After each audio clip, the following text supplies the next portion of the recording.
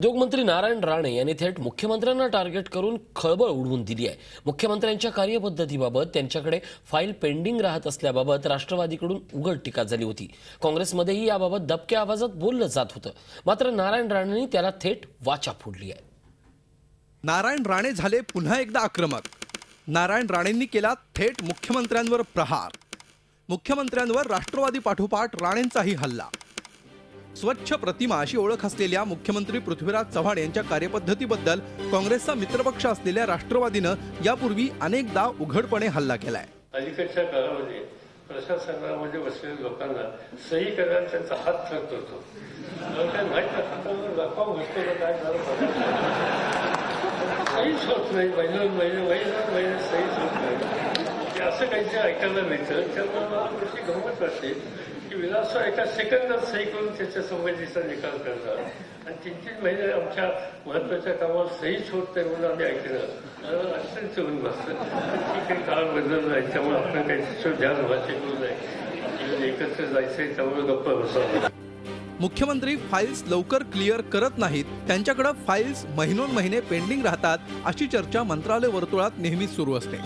राष्ट्रवादीच्या वतीनं शरद पवारांनीच तोफ डागली असली तरी काँग्रेसमधून मुख्यमंत्र्यांविरोधात बोलायची कुणी हिंमत करत नव्हतं। दबक्या आवाजात काँग्रेसचे मंत्री आणि आमदार आपली नाराजी व्यक्त करायचे, मात्र उद्योगमंत्री नारायण राणे यांनी मुख्यमंत्र्यांविरोधात उघडपणे प्रहार केला।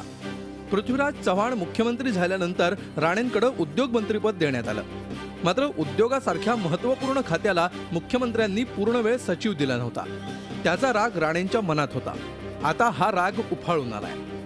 मी मुख्यमंत्री होतो, लोकांनी सांगितलं कसं काम चालायचं। निर्णय त्वरित फाईल आल्यानंतर उद्या नाही आत्ता चर्चा करा, निर्णयावर पोचा आणि क्षणिक निर्णय घ्यायचे, उद्या नाही।